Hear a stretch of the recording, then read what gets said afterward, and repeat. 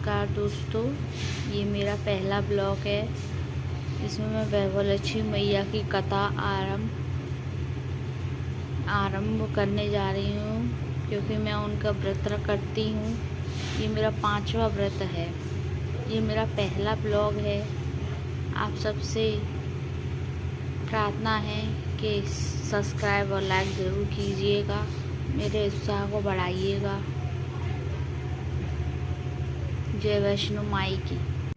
तो देखिए, ये चौक कट गया है।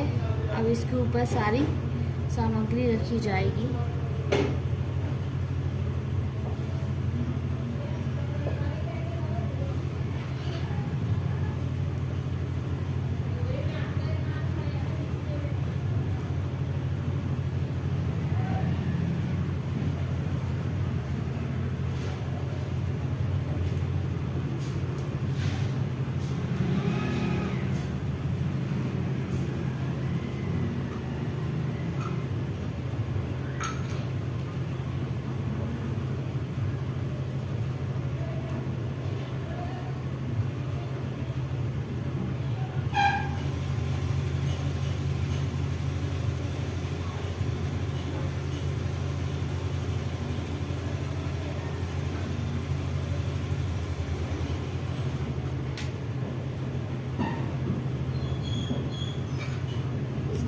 चुनने वाली कटोरी जाएगी,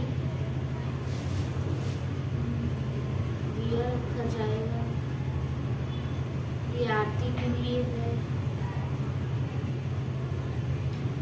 ये प्रसाद चावल और डोरी है।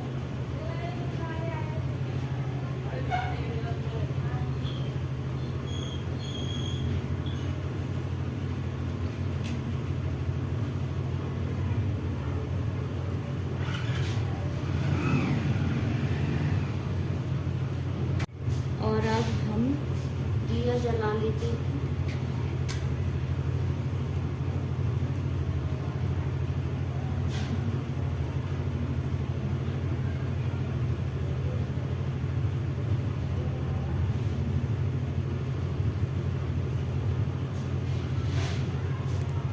तो चलिए चालू करते हैं।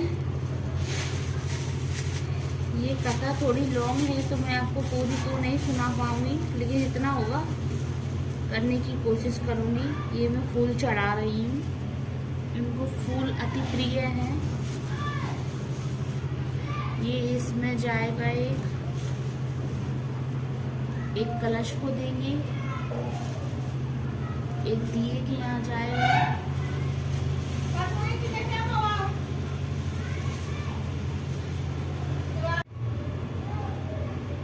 चलिए व्रत कथा आरंभ करते हैं। एक बड़ा शहर का हिस्सा इलाके में रहते थे।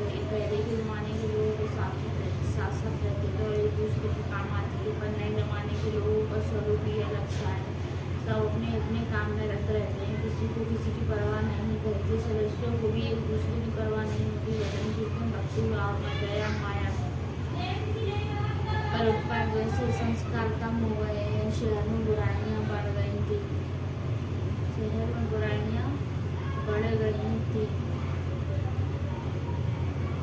शराब, जुआ, रेस, व्यभिचार, चोरी, डकैती वगैरह बहुत से गुनाह शहर में होते थे। कहावत है कि कर हजारों निराशा में एक अमर आशा छुपी हुई है। इसी तरह इतनी सारी बुराइयों के बावजूद शहर में कुछ अच्छे लोग भी रहते थे। ऐसे अच्छे लोगों में शीला और उसके पति की गृहस्थी मानी जाती थी। शीला धार्मिक और संतोषी थी। पति की विवेकी और सुशील था। शीला और उसका पति की ईमानदारी से जीते हुए किसी की भी बुराई न करते थे और प्रभु भजन में अच्छी तरह से समय व्यतीत कर रहे थे। उनकी गृहस्थी आदर्श गृहस्थी थी और शहर के लोग उनकी गृहस्थी की सराहना करते थे। शीला की गृहस्थी इसी तरह खुशी खुशी चल रही थी, पर कहा जाता है कि कर्म की गति अकल है। विधाता के लिखे लेख कोई नहीं समझ सकता। इंसान का नसीब पल भर में राजा को रंक बना देता है और रंक को राजा। शीला के पति के पिछले जन्म के कर्म भोगने बाकी रह गए होंगे कि वह बुरे लोगों से दोस्ती कर बैठा।